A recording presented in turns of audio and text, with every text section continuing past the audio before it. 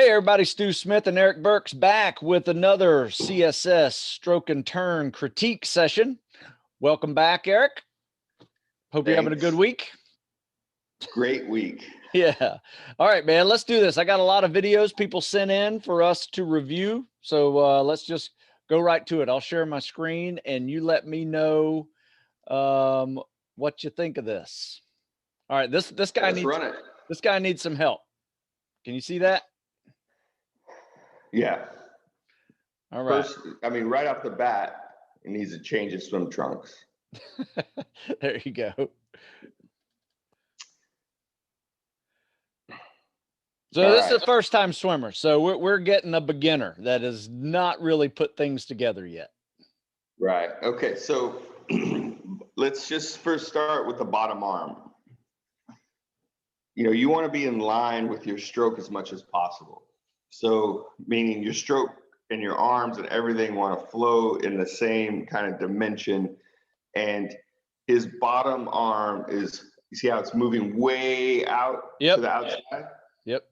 So again, that's wasted energy. That's going to get that shoulder, the top of that shoulder cap, that muscle is going to get tired quickly.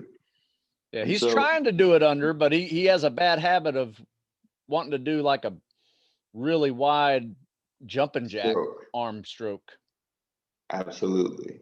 You know what I do with this guy? I start him off first.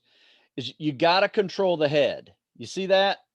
Oh yeah. Because the head right there, when that pops up to breathe, you quit moving horizontally, and now you're just trying to move vertically to breathe.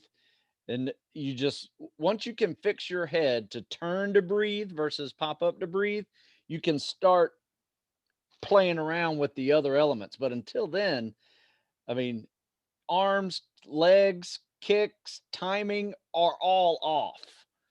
And right. I mean, if he had his head laying on his shoulder like it's supposed to be, his ear laying on his shoulder with his arm extended, then that would fix it. They would kind of fix a lot of things. One way to drill that, to kind of get it out of your system, is to get a kickboard. Can you see me? See my video? So you get a kickboard and you grab it by the top with your hand like this, and you put it head here with your head laying and your ear on your shoulder, and then just practice doing the side stroke kick or flutter kick or alternate. It's a good warm up. It's a good way to freaking kind of get into that rhythm, and it keeps you, it makes you hyper aware of your body position in the water. I would agree with that. That's a great point. One thing I like to do is I'll do a 25-yard scissor kick, head down drill, like you just said. I make them drop the kickboard on the other end and do a 50 without it, just to see if they can start putting it together. And then every time they do a 50, they grab that kickboard and take it back across. So it's like 25 with the kickboard, 50 without, and just go back and forth and see if you can start moving some of those skills that you're practicing with the kickboard into the actual stroke itself. Right. And then in addition to that, sometimes folks aren't as comfortable, especially when they start out, when they're just starting out with the stroke, just kicking and not being able to use their arms. So if you run into that when you're doing this drill, for the folks that are watching, you can add fins to give you a little bit more propulsion during your kick phase. So when you don't have that support of the kickboard, because what will happen is without the kickboard and you're not using this here to kind of stabilize yourself, and not everyone will have this problem, but if you do have this problem, if you just add fins to it, then you'll be able to stay here stable pretty much throughout your drill time. That's a really good point. And one thing I like about adding a small set of fins, a little slip-on pair of flippers, is it forces you to kick properly, because you can't mix a breaststroke kick with a scissor kick. I mean, pretty much you can just do a scissor kick or little flutter kicks with a pair of fins on. Anything else comes out awkward. So if your legs aren't in line, going one leg going forward, one leg going backwards and meeting in the middle, or just doing regular flutter kicks, whatever, those fins will help help reinforce that skill. Absolutely. All right, let's try another one. Let's see if I can get this going automatically. How can you see this guy? Looks great. You got it? Except All for right. stroke, yeah. All right, let's see this. All right, so kicks off the wall, does a double arm pull, top arm, bottom arm, kick and glide. Could glide a little longer.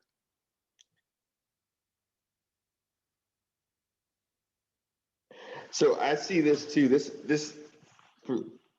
is a common issue. People think that it's going to help them, but it's all about counting your strokes and seeing about being more proficient. Going from your stomach completely facing the bottom of the pool to your side, right? Yep. It's a little bit of a waste of energy. I think you should be at a 3/4. Yep. Where you don't. So you start on your side to breathe, and as you go back, you don't have to put your body position completely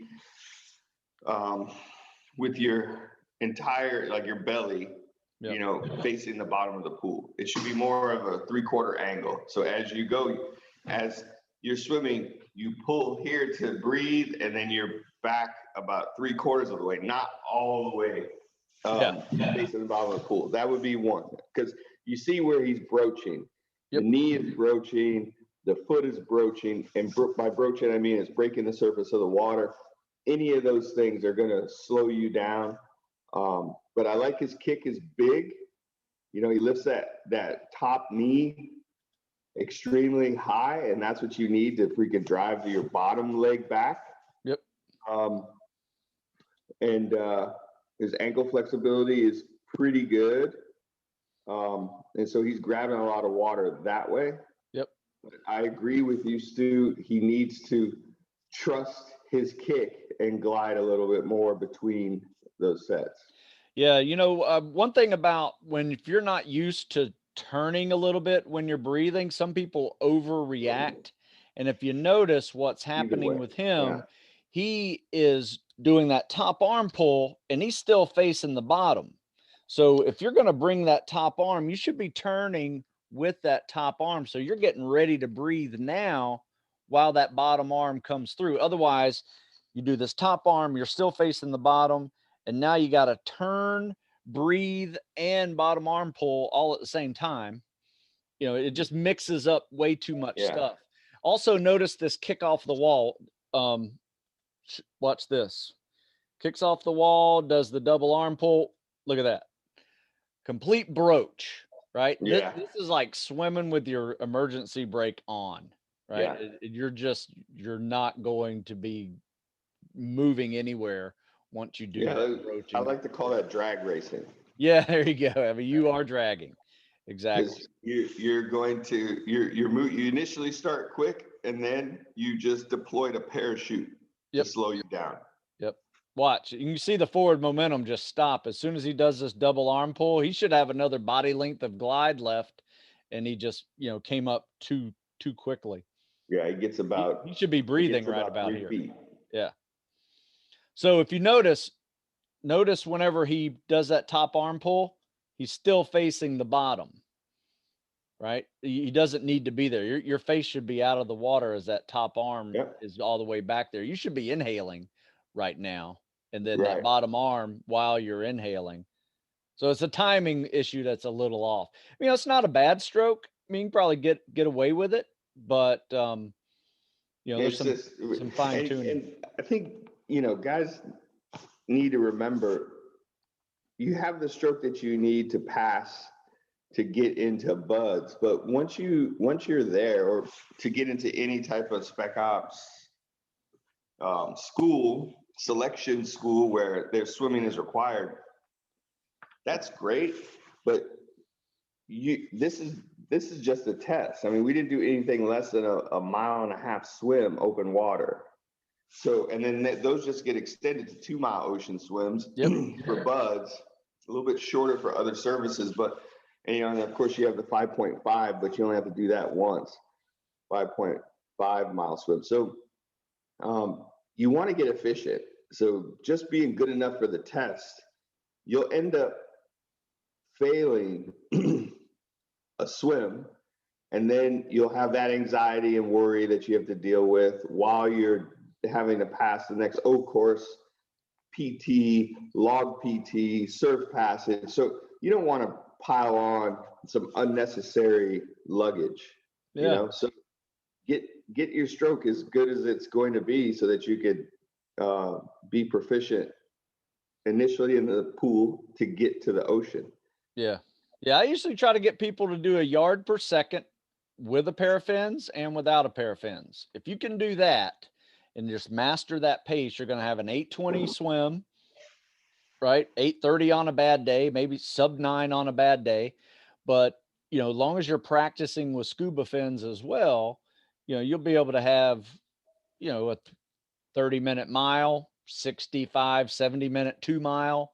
You know, those are good solid paces to no, that'll take you through third phase. Oh yeah, easily. Yeah. All right, want to try another one? Absolutely. All right, let's try, see what this one looks like. You see that? Yep. Okay, so just from the beginning, let's run that back, Stu. All right. Look, guys, happy feet, right? Yeah. Like stop with the happy feet. Like people think that, like, dude, if I'm kicking, then I'm moving. I need to cheat and I need to constantly move my feet and get my kicks in whenever I can, because it is not helping you. All it's doing right there, right off the push off, is again, you're breaking the stream that you would normally have. Like, so that smoothness, that slipperiness, that propulsion that you got off the push off, now you just went like this and put on a brake. It's just like an airplane when it flips up its ailerons. Like when a plane comes into land and you look outside on the wing, you'll see they put the brakes on. Well, if you're going through the water like this, right? You're going through the water like this, and you put like this on, you make this shape with any piece, part, form of your body, what's going to happen? You're putting on brakes. Yep. So I call it the happy feet. Like, I just need to get my feet moving. Like, just push off hard, chin tucked. All right. And when you start to feel yourself slow down, then a good, strong double arm pull. Again, chin tucked.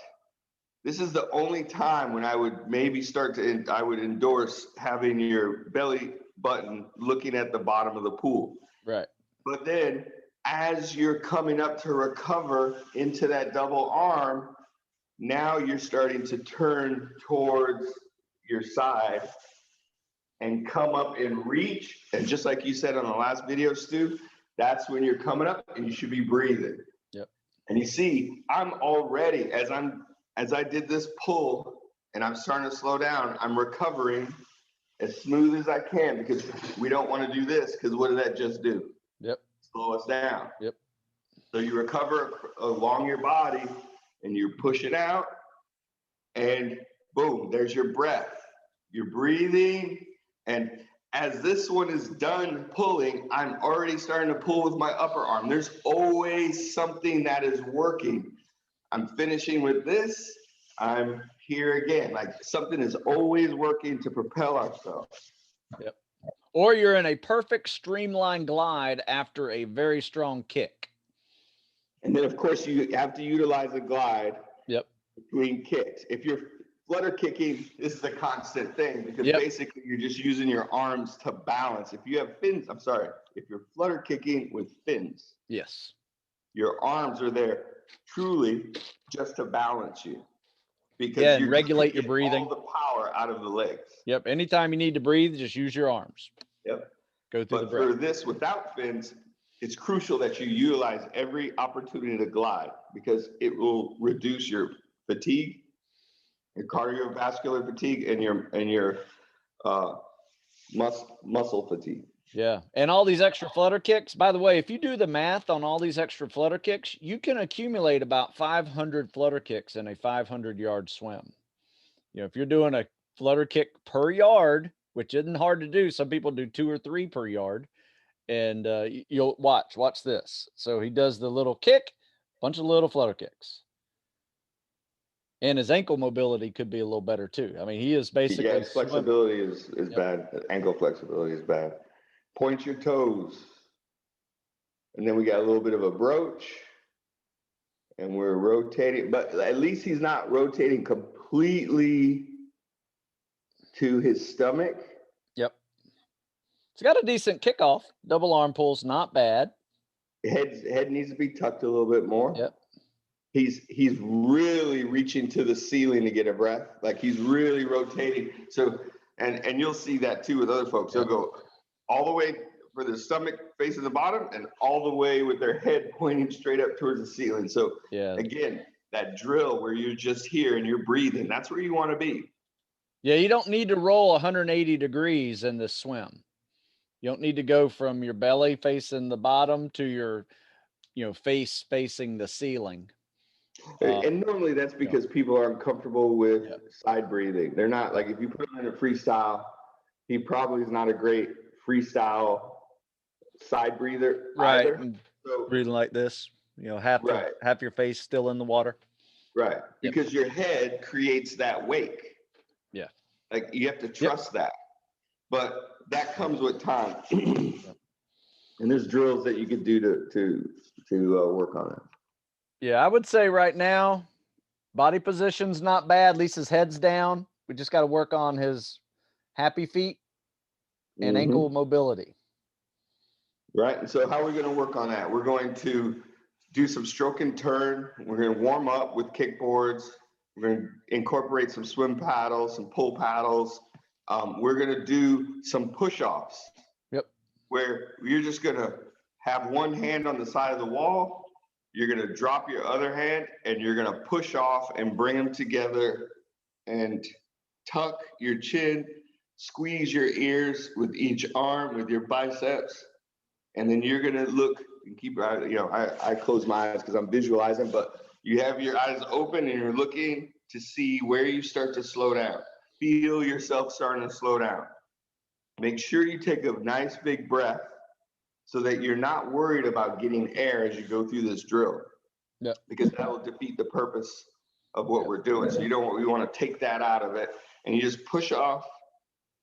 Don't pull, just push off and see how far you go. And when you have stopped or you start to feel yourself slow down, stand up. If you're in a shallow end or tread water, look left, look right, gauge and see how far you went. Okay, I went to the lifeguard stand. I went to the bathroom door. I went to the clock, whatever it is you can gauge on the pool deck. And then you just head back. I don't care if you doggy paddle back, get back to the side of the pool and do it again. So you start feeling yourself so you know what right feels like. There you go. I like that. That's really good advice. All right, let's do another one. Let's see how this guy looks. So we got a D1 athlete here. He's one of my local guys, but he's not a swimmer.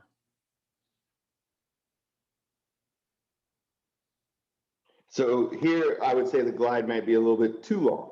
Okay. But let's roll see how through it. That's my initial kickoff. Looks good. Nice and relaxed.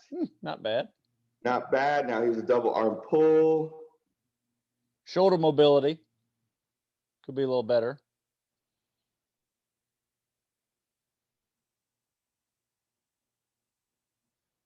Okay, so here, let's talk about this one for a second. This is something I see with people because they watch videos and they see someone swimming through the water and their hands, as you come through the water, and the hand does this, right? It catches and it goes in and then it goes back out. So what happens is people watch these videos, they watch Michael Phelps and they watch whoever else that they, has proven to be a good swimmer. And they see these movements with their hands. Like an S pattern. Right. Yeah. And people will teach it, hey, put your hand in the water and do an S. Okay.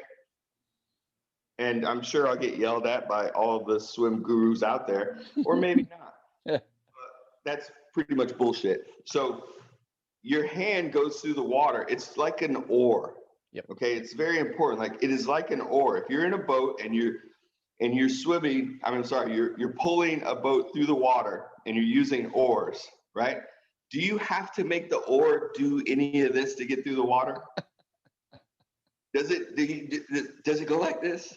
No, it goes from here to here. Because what are we doing? We are pulling water. We're taking this and we're moving this way. We're basically, it's like me grabbing this table and pulling myself along it, right? So it's the same thing, except water is not as stable as a table. So we have to do a few more strokes to go the same distance. But the key thing is to keep your hand as stable in the water column as possible, meaning not too far forward, not too far back. You want it in line with your body, like we talked about in the first video, where the guy's arm was out here. So because if you keep your momentum and the things that propel you through the water in line with the direction of the swim, then it's more efficient, just like those oars through the water. So that being said, as I'm pulling, a perfect stroke would be to enter here and pull at the same depth as my body all the way out, and then lift elbow and go on a freestyle. If it's a side stroke, it'd be the same thing. And we kind of get that, where you're doing an underwater recovery and you're coming here and you're pushing here and then coming back to recover. The only reason why the hand moves like this through the water is because we usually catch an angle and we have to correct it back into the proper water column that we're using. So when people go into the water and accentuate this wrong movement, all you're doing is taking that momentum out of the line of direction, the line of movement, the direction of movement, and actually making yourself inefficient. So you should be thinking, I want to come and get here. I want to get from here to here as fast as possible. And you want your arm to have a vertical position. What I mean by that, obviously, when we talk about a freestyle catch, you want that arm to go vertical as soon as possible out in front of you. So you can even start here, grab it, and you're pulling water with that forearm as fast and then as possible. pushing it behind you. So you're going to add some lats in here, some bicep, some tricep movements, and really put some power into that stroke. You can't really do that with a big S. Right. So just don't. I just say try it. Yeah, give it a try. For the folks that are watching, if you don't believe me, just give it a shot, and you'll realize when you put those swim paddles on your hand and you start swimming in there, you'll notice if you are doing anything untoward, anything that does not help you get through the water, those paddles will tell you immediately, because they'll have your hand way out here. And you'll be like, oh my God. But if you're efficient, then they won't lie. Yeah, I think his top arm could be a little more powerful. If you notice first the glide position that he's in, right? His glide position, instead of being straight up and down, right? It is probably about like this. Yes. Right? So it's because he's swimming in what he is either read, told. Like, again, he's a great athlete. Yeah. But he's not a swimmer. So great athletes train and they look and they observe and they mirror and neuro-linguistic programming and all that piece. So look at his hand placement right now. He is forcing himself to put one hand on the other because he knows that one part of the stroke, or one part he was told, that's the position his hand should be in. However, that is not necessarily true. And I don't swim like that, but, where you put your hand on top of the other hand every single stroke. Yes. So now we're talking about more wasted movement. If each hand is efficient going through the water, it doesn't matter that one is on the other, because if I can see his ears, that means that his body position is not efficient for one hand being on top of the other. It is a waste of energy and hydrodynamics. He thinks he's being hydrodynamic, but when I see those ears in that body position, I know already that's a bunch of resistance pushing against his head. Again, drag race, deploying the parachutes. Yep. once again, shoulder mobility, stretch out your shoulders, be able to put your biceps on your ears, right? Squeeze them, lock it out. If you need to put one hand on top of the other at this point, I find it, I can lock better if I do that. And I use this thumb out here just to lock it in a little better. And Stu, all that is 100% on the push off. Yep. But in the middle of the stroke. Yeah. I mean, good point. Not sure if it's needed, but if you're going to glide for 3 seconds, I tell my guys, you should be thinking like a torpedo, right? Absolutely. When you glide, you should not be like this, right? Flying like Superman. It should look like this, head down with your, looking perfectly streamlined. Absolutely. Yep, absolutely right. If you can, grab it. If you can't. Yeah, we tend to have guys that are, big lifters. So, if you're going to be a lifter, chances are your shoulder mobility of doing what a swimmer can do naturally is probably going to be a little harder to do until you've worked on some of that typical mobility that swimmers have. So, yeah, I like this guy. He's already swimming like a 8:30. So he's not doing bad. He's a great athlete, great in shape. He picks up stuff, but little things that I see are shoulder mobility. He kicks sometimes, he's on his belly versus being on his side. He does like that rollover all the way on his belly. Probably can. Hey, one thing about his feet, if you run that back a little bit, you see how his top foot, look how far out. That top foot should be grabbing a little bit more water, meaning his knee should be a little bit higher and he should be kicking out that top foot a little bit more. He's probably missing out on at least a foot. Okay. Maybe 2 feet of propulsion. I mean, at least of water he could grab per stroke. Look where his foot stops versus maybe just a little bit higher. His knee looks good, but it's if he could, I mean, the concept of I need to grab as much water as I can. So here my flippers, so to speak, I want to start grabbing just like with the hand. You want to reach out. Yep, you're right. Look at that. You start grabbing water. So just again, good. Everything is, and the thing is, we're picking this apart. Oh yeah.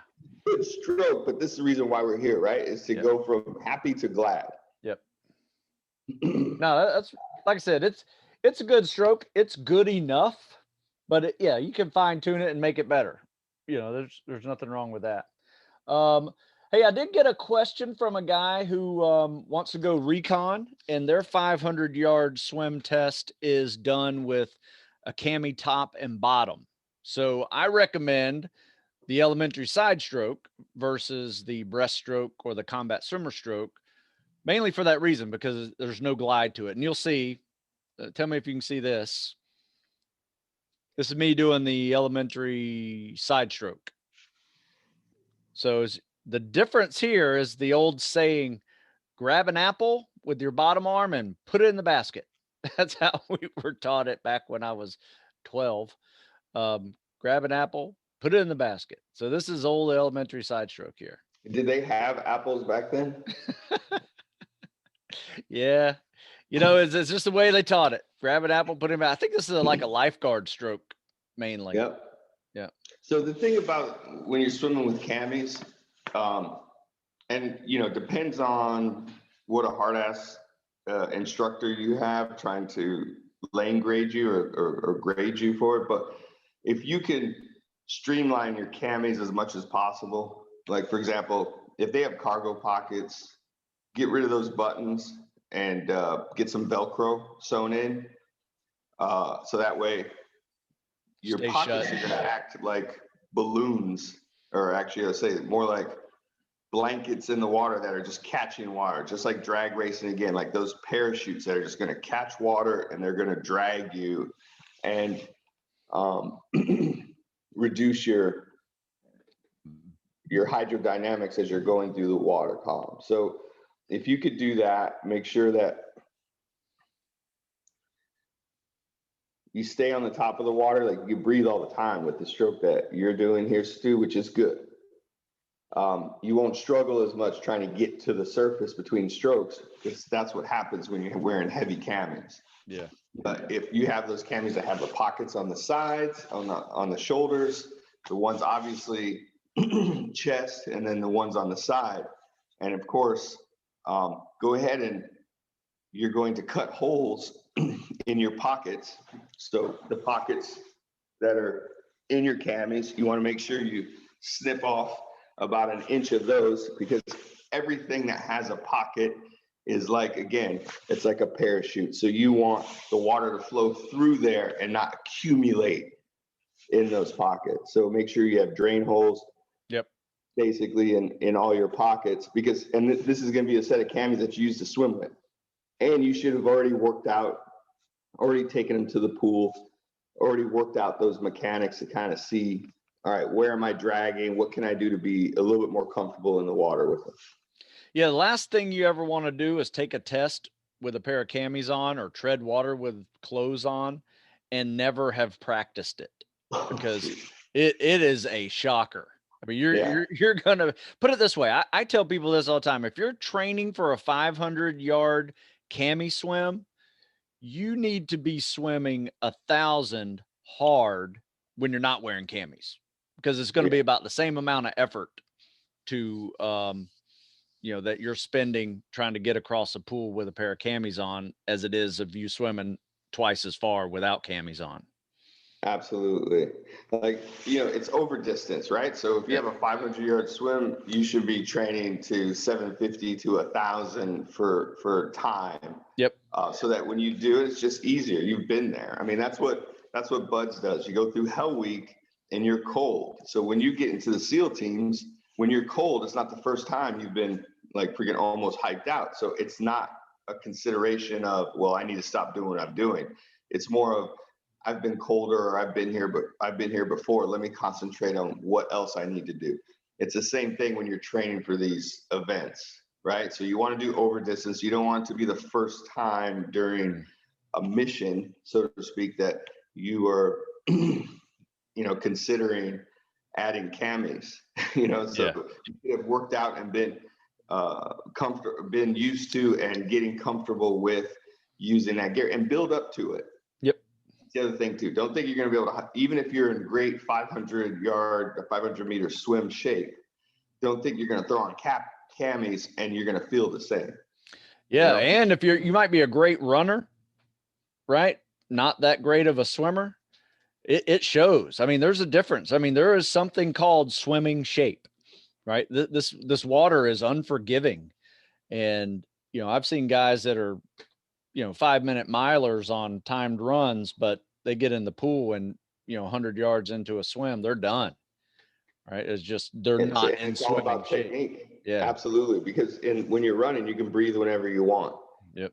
Water swimming doesn't allow that. You have to be efficient, and the more efficient you are, the longer you'll swim at a higher level technique, which will make you go farther per stroke for a longer period of time. And everyone will get fatigued, where you'll just lose efficiency, so you won't be as efficient, which will slow you down. And so you want to be as efficient for as long as you can.